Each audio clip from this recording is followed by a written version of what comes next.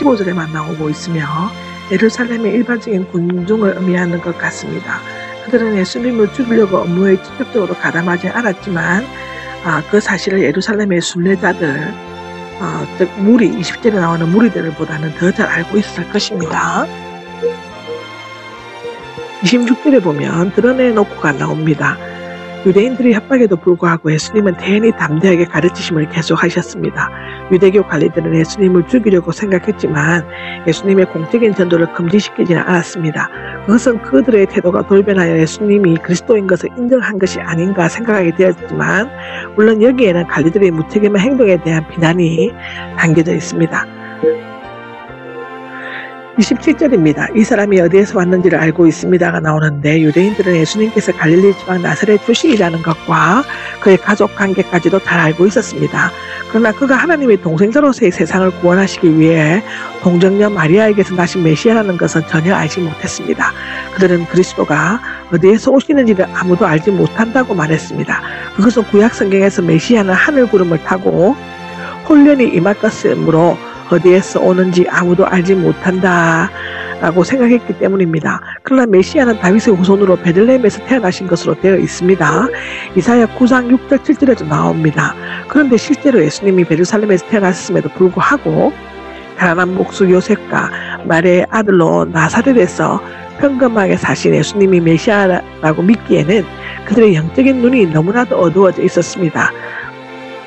자기들이 원하는 대로 듣고 싶은 것만 듣고 보고 싶은 것만 보기 때문에 이러한 사실이 다 기록되어 있어도 자기들이 믿기가 싫었던 것입니다. 28절입니다. 28절에는 큰 소리로 말씀하셨다가 나오는데 외쳤다 부러지셨다의 뜻으로서 성전 주변의 시끄러운 소음 때문일 수도 있지만 중요한 영적 진리를 선포하기 위해 목소리를 높이실 수도 있습니다. 너희는 나를 알고가 되는데 그들이 예수님에 대해 아는 것은 단지 육적인 겉모습뿐이었습니다. 내 스스로 오지 않았다는데, 그러나 영적인 의미에서는 내 출전은 육신적인 나와는 전혀 다르다. 하나님께서 나를 보내셨으니 나는 하나님에게서 왔고 나는 참된 메시아다는 뜻입니다. 참된 신대는 참된 박연자이시다인데 궁극적인 실제자이시다라 뜻도 된다고 합니다. 진리의 사람이다 뜻도 되고, 아들이신 하나님께서 친밀히 알고 계시는 궁극적인 실제자이신 하나님 아버지께서 친히 예수님을 보내셨다는 것입니다. 29절에 그렇게 되어 있죠. 예수님은 아버지에게 의존하시면서 하나님에 대해 참된 지식을 가지고 계셨습니다. 30절입니다. 그에게 손을 대지 못하였다가 나오는데 예수님의 권위 있는 말씀을 들은 사람들은 분명히 두 부류로 나누어졌습니다.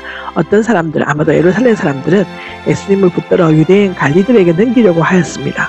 그러나 아무도 그에게 손을 대지 못하였는데 그 손을 대지 못하였다는 뜻은 감옥에 넣기 위해 체포하기 위해서 손을 대지 못하였는데 그 이유는 그의 때가 아직 오지 않았기 때문이라고 합니다.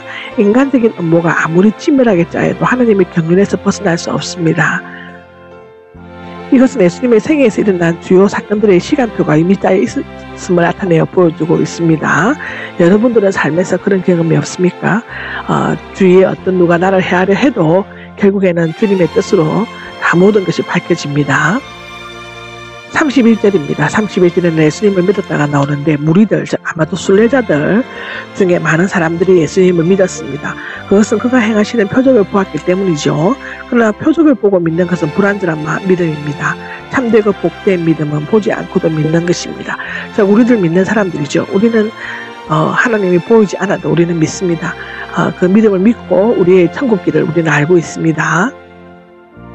32절입니다. 예수님에 대해 이렇게 수군거리는 것들이 나오는데 마치 비둘기가 구가하며 벌이 붕붕 날아다니는 것처럼 예수님에 대해서 수군거리는 소리를 들었습니다. 그들이 초조해지고 불안해진 것은 무리들이 예수님을 믿고 따르며 그를 변호한다는 소문이 점점 더 크게 들려오기 시작했기 때문이죠.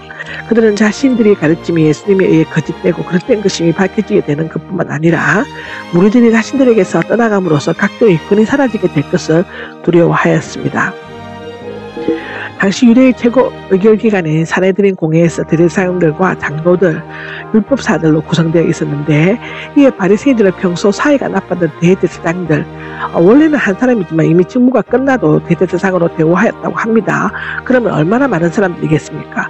도움을 얻어 더 이상 많은 사람들이 예수님을 따르지 못하도록 하기 위해 그를 붙잡으려고 성전 경비원들 를 보냈다고 합니다. 이 경비원들은 밑에서 노드는 자의 뜻인데 노예의 뜻이 있지만 성전을 경비하는 자들로 알고 있습니다.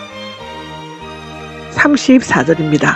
나를 찾아도 찾아내지 못할 것이다 라고 하는데 이 말은 예수님을 붙잡으려고 왔던 성전 경비원들에게는 더 이상 그를 붙잡기 위해 수고해야 할 필요가 없을 것이라고 느꼈을 것이고 무리 가운데 예수님을 이해하는 자들은 슬퍼하면서도 빨리 그를 믿어야 하겠다고 결심했을 것입니다.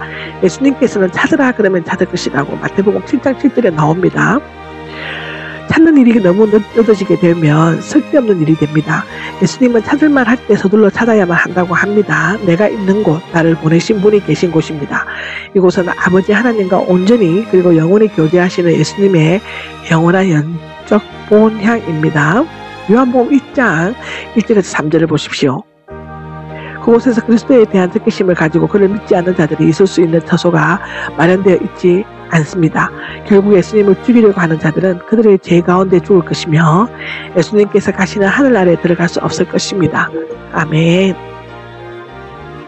35절입니다. 여기에 가려고 하기에 라고 나오죠.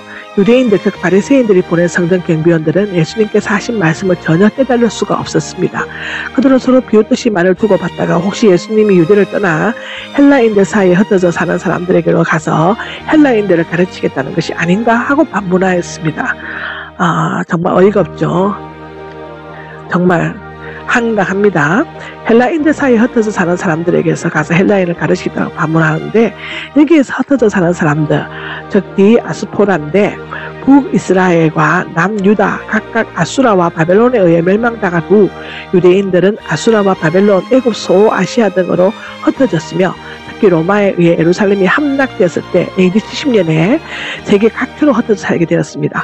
그들은 예수님께서 유대인들에게 가르치는 것이 실패하자 흩어진 유대인들에게 가서 그곳에 있는 이방인들이나 가르치겠다고 하는 것인가 하고 비꼬아 말하고 있는 것입니다.